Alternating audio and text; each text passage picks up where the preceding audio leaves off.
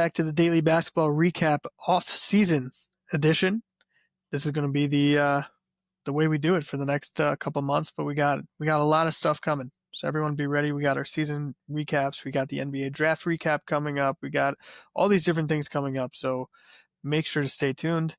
And today we got a lot of moves to talk about. One big one in particular. And that one is Boston Celtics. They done did it again. Trading Jrue Holiday, who I like. Jrue Holiday to the Portland Trail Blazers for Anthony Simons and 2 second-round picks. Before I get into any more details about it, baby, the heck just happened? I think the majority of it was more like salary stuff they always talk about.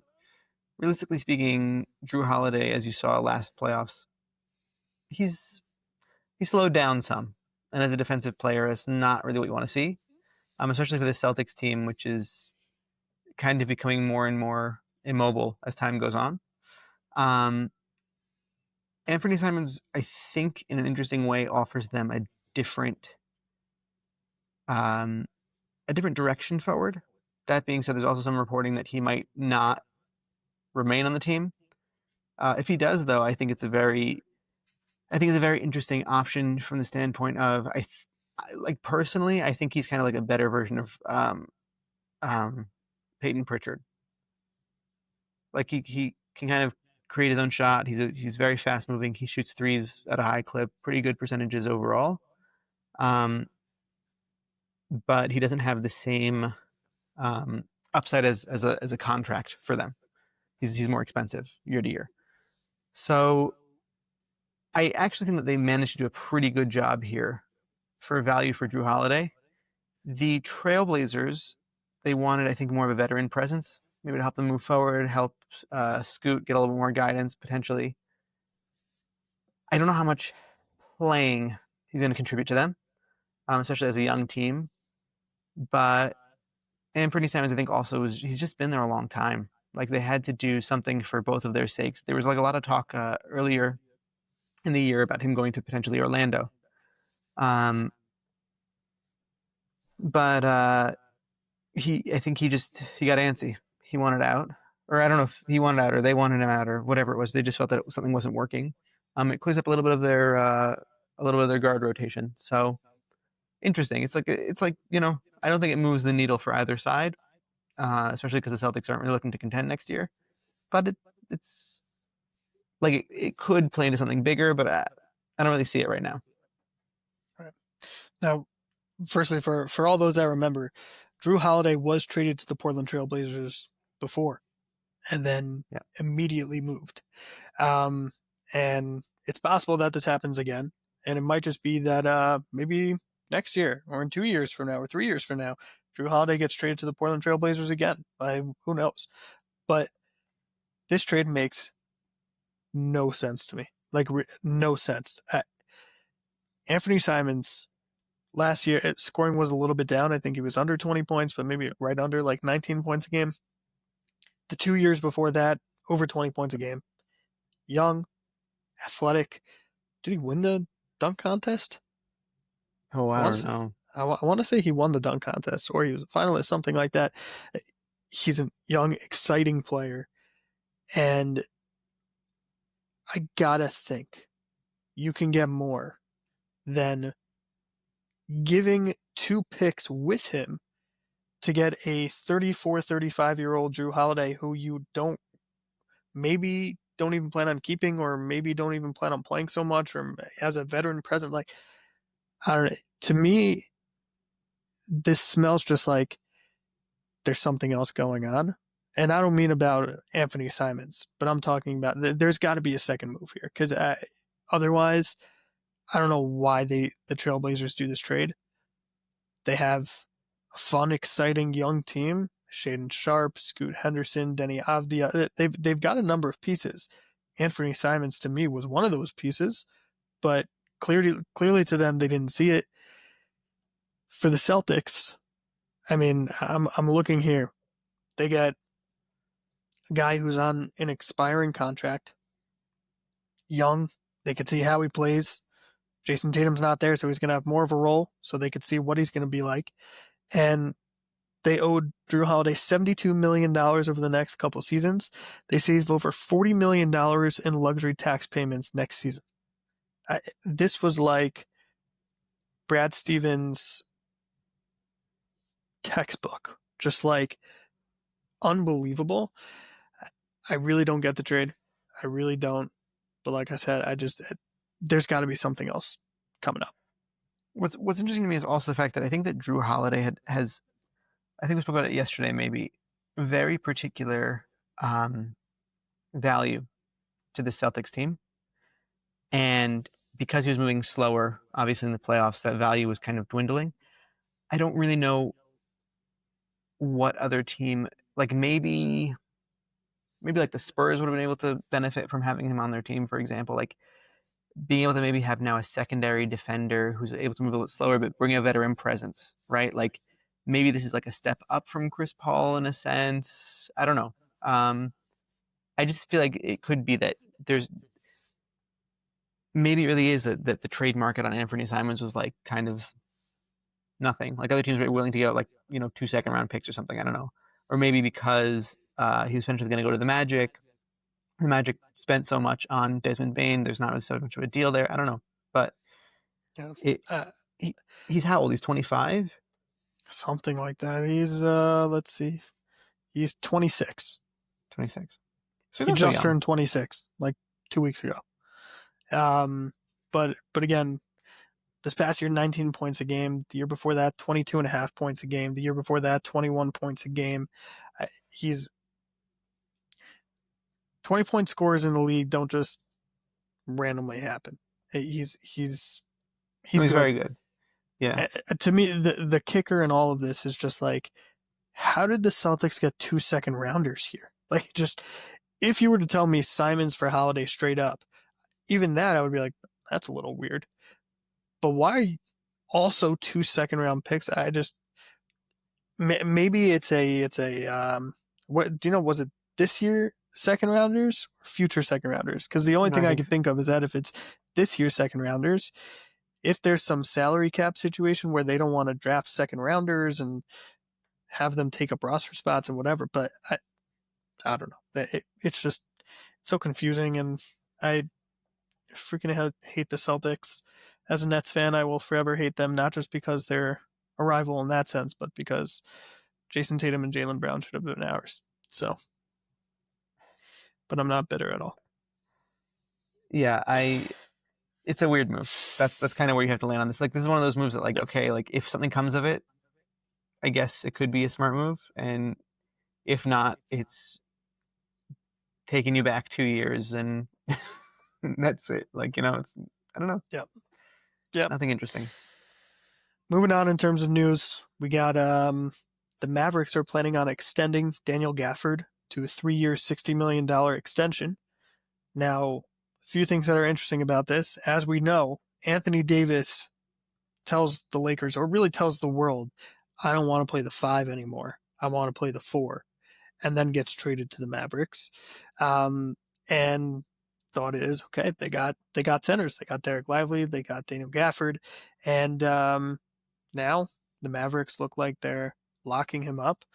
But an interesting piece that you made me aware of just a little while ago is that he's still trade eligible, even with the extension. So another thing that smells of maybe something going on. But thoughts on Daniel Gafford, 3-year, $60 million extension? You know what? Very, very honestly, that's a great price. He's a very good player. Not a very good. Let's slow down. I think he's a good player, though. I think he's a good player. He's relatively healthy compared to the rest of the Mavericks team. He's like weirdly. I think he's also like 26 or 27. He's 26. Like, I thought he was much older initially. He's part of also what they traded for in order to get them to the finals 2 years ago. The being able to be traded part of it, though, is huge for them. There's a lot of teams that are looking to trade for him. There's been a lot of discussion about Nick Claxton, him, and basically Walker Kessler, which Walker Kessler, by the way, still don't understand why the Jazz are so eager to trade him. I don't really get it. I think he's a very good player, but it's fine. Um, Nick Claxton, on the other hand, drafted him in fantasy this year. Big stinker. Big stinker. I needed more from him, but whatever. It's fine. It's fine. We'll get to him when we get to the Nets season results. But I think overall, like, it gives them flexibility. It gives them more certainty. They need guards. I'm a big Brandon Williams guy. He's kind of the only guy that they have backing up Kyrie Irving at point guard right now, and he's a good player. He's not too much in the way of a facilitator. They need guards. They have a lot of forwards or centers, so I'm sure there will be some sort of move that's made before the season actually starts between Gafford and Lively and PJ Washington and Anthony Davis, and there's one more in there, I'm sure. I don't remember who it is, but there's a lot of people to go around for those minutes and not a lot of minutes to be had. So yeah, I think it's a good deal. I think it's a good what is it called? Like, cap friendly deal. It's around, $20 million a year, $18 million a year. It's pretty good. I think that this is a good. He was demanding like more money, I think, at the beginning of the summer, right? Wasn't that the story? But now this seems to be like a very, very reasonable contract that he got. Yeah. The one thing for me is that I feel like we didn't really get to see the way that he would mesh with Anthony Davis. We got a few games, but because Gafford, although generally he has been healthy, as you said, at the end of the year, I think from like February until April, he was out, and he only got a couple games with Anthony Davis, which Anthony Davis only got a couple games with the Mavericks. So all in all, they saw something that they liked. Gafford does bring a defensive presence as well, and like we said, he can still be traded, and that was very clearly stated in the articles. So another one to keep in mind and to see what's going on, and we'll see what happens with that. Now, moving on from that, talk about a fall from grace. Khris Middleton, where you would maybe think like, oh my God, this is amazing that he's taking his player option. The Wizards are probably kicking themselves that he just picked up his player option of $33 million. I like funny? that guy. Yeah, it's I'll tell you something, actually. I don't think that they are. And I'll tell you exactly why I don't think that they are.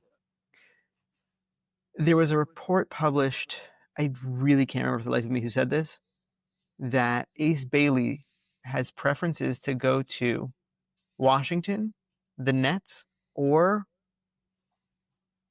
who was the other team? Philly? No.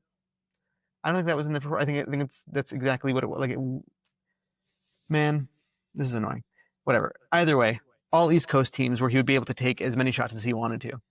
I don't know if Wizards operate like that anymore. I think they'd be happy to get him, right? Because they're kind of high up there, and if he's able to fall to them, he is a talent. No matter what you say, like, he's a very talented player. Them bringing Khris Middleton in and having Marcus Smart last year, that team was feisty. That was like, they weren't particularly good, but they brought a lot of effort. You could be as feisty as you want, but I mean, like, what are they doing?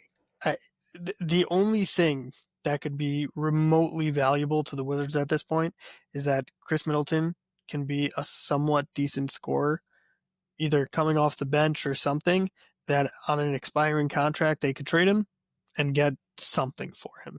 But I think he brought a lot of veteran presence, because their guys are young guys, but they were playing hard, which is, for the Wizards, over the last, ever since maybe John Wall was there, which was that 10 years ago. I don't even know anymore.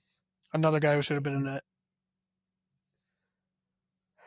Listen, well, again, we'll save it for the recap. There's a lot of tears to be cried for the Nets over the years, but but I actually really do think that he adds something very valuable to this team. I also, by the way, he was a guy who, back when, like, as a Thunder fan, back when OKC was trying to retool around Russell Westbrook and Kevin Durant, I wanted them to go out and get Khris Middleton in 2016. I thought that he was such Well, a he was great. good then. Yeah, but I'm saying, but He like had to value. me, but he still has. He's very injured all the time. Obviously, I still think that he's a good player when he's able to play. And realistically speaking, who else are the Wizards giving that money to right now? Like, what are they're going to go sign a free agent? Who wants to go to the Wizards? So I think that if they're able to I'll get tell Ace you who. Bailey, The guy who stinks and is getting $33 million to play there. well, the flip side of that is where else is he going to go that's going to give him $33 million? Exactly. Yeah. He'll be happy to play in I don't know, Germany. No offense to Germany, but like, he don't care where he's going to play. If he's getting $33 million, he's going to be happy. Listen, you can give But me this any team stat that stinks. you want. You can give me any stat that you want. Still better than Kyle Kuzma. I don't care. I don't care what you say. My daughter is better than Kyle Kuzma. Moving on, because I can't get into a Kyle Kuzma discussion. That guy is a crazy person. But the one other player that probably gets me more fired up than anything, for anyone that watched yesterday's episode, you saw the shots that I fired at him then. For anyone who's seen an episode that we did maybe like 2 months ago or something like that, also discussing what do the Rockets do from here. One of the things I said is that they got to get rid of Fred VanVleet. It just doesn't make sense to me. I don't get the appeal. I just don't. And I saw a report that he's expected to have his team option declined. I was like, finally, someone sees it. And then the next words are, but they're discussing a long-term deal. Levy, take it over so that I can pull up his shooting percentages and just remind everybody about him. But thoughts? I think that if Fred VanVleet has another child, maybe that will propel him into near superstardom, like when he was on his 2019 Raptors run. It's interesting. He is kind of like an Ime Udoka guy. Ime Udoka kind of doesn't really care about shooting percentages. He's like, you know what? Just defend like mad. And then like, okay, so you shot a 3 and nothing went in. Who cares? So he kind of fits the team. He's an undersized guard who doesn't really play point guard so well. He's much more of like a secondary ball handler. Even then, I don't know if that's the correct title for him. I think he's a good defensive guard. Like he's good at making those extra like link passes. So when he's playing next to a guard that could handle more of the primary ball handling, like Kyle Lowry, it looked better. He was one of the notable big signings from I think 2 years ago for the Rockets with Dillon Brooks that helped bring this team the defensive identity along with Ime Udoka. Now he's the lone piece there in that regard, but picking up Kevin Durant in Dillon Brooks' place is a pretty big acquisition. So I think I don't think that his stats are going to change much, though. Maybe his usage rate will go down, which might help the team, honestly. But so let me just put this out there, because now that I pulled it up, okay. Name me another player that you know that over the last 4 years averages 37 minutes, 36 minutes, 36 minutes, 35 minutes. Okay, so essentially the same. But in those same years, he's gone from 20 points a game, 19 points a game, 17 points a game, 14 points a game. And now let's go that the last 5 years, he has 3 seasons where field goal percentage, not 3-point percentage, field goal percentage, he's under 40%. And the other ones where he's not, he's at 40.3 and 41.6. We spoke about this with Gerald Bourguet yesterday. Jalen Green shooting up random shots and taking crazy shots and so on and so forth. And one of my takes was that learning from Devin Booker, he's going to learn you can't do that. Like that's not what you do. That's not how you score. This has been his model of how you score. Like chuck up shots and see if it goes in. And to me, when you see someone's scoring numbers going down and down and down and down, his shooting percentages going down and down and down and down. This was the second worst 3-point shooting percentage of his career, the worst free free throw shooting percentage of his career, the worst field goal percentage of his career, besides for his rookie season when he played 7 minutes a game. And they're discussing extension. I'll tell you, I think we spoke about this a little bit during the Pacers run, which ended yesterday or 2 days ago. And there's a lot of talk about turnovers. And one of the ways that they mitigated their issues with turnovers was they had Tyrese Haliburton periodically handle the ball more because he's efficient as a point guard getting the ball to his players. I think it could be similar to the affected change that Fred VanVleet has having Kevin Durant on the floor. Meaning last season, you kind of didn't have anybody going out to the perimeter because nobody on the team was a serious perimeter threat. Like even Jalen Green, they're kind of like, dude, if it goes in, it goes in. Dylan Brooks And is some bad. nights he had to. It also depends. He would go through. He wasn't consistent on offense. Not most of these players aren't. And if they're consistent on offense, not consistent outside. So I think he'll get them better spacing. I think it'll free up more shots for most players. I don't think it'll benefit. I don't think it'll make that much of a difference for most of these players, technically speaking, just because I feel like most of them are not really shooting-oriented players. Tari Eason wasn't so bad last year. He was also in and out because of whatever. I'm not going to go through the whole bench, but I really think that having a primary scorer like Kevin Durant on this team is really going to open up the floor for a lot of those players. So I don't know to tell you that his percentages will go up, but at least maybe in times that it matters, it'll do something. But yeah, it'll be definitely a more team friendly contract, though. I'm sure moving forward, like they're not going to pay him this amount because this is. I'm telling you, if I ridiculous. see something that's like $25+ million a year, I am going to go nuts. It makes no sense to me. And he's played with Kawhi and Kyle Lowry, with DeMar DeRozan and Kyle Lowry, and Pascal Siakam and all those guys, and he still was shooting those percentages. So I don't know. It could be, but whatever. Running through the other notes from the last day. Tyrese Haliburton has been tweeting one of the saddest things I've ever seen in my entire life. One of the few times I actually like teared up watching a basketball game. As soon as it happened, it was terrible. But he's posting and talking about how difficult it is, but that he wouldn't give it up for the world, and hopefully he'll be back. And Tyrese, we hope you are. You're amazing for the game and amazing for content creators. And but really more importantly, your health comes first. Dario Saric exercised his player option with the Nuggets for $5.4 million. He appeared in 16 games for them last season. So another one of those guys where he's very happy to pick up his player option. And Pat Connaughton also exercised his player option with the Bucks for $9.4 million. Who knows what the Bucks are going to be doing this offseason? Stay tuned for that season recap when we get that going. But that's really it for the news and notes. Levi, any thoughts on those? Two things. The Tyrese Haliburton injury. I was listening to Gilbert Arenas' podcast yesterday, and they made a very interesting point, which was if he knew the risk, or if he knew that was the eventuality of what was going to happen, and you're talking about a Game 7 finals, as a competitor, you're still not turning it down.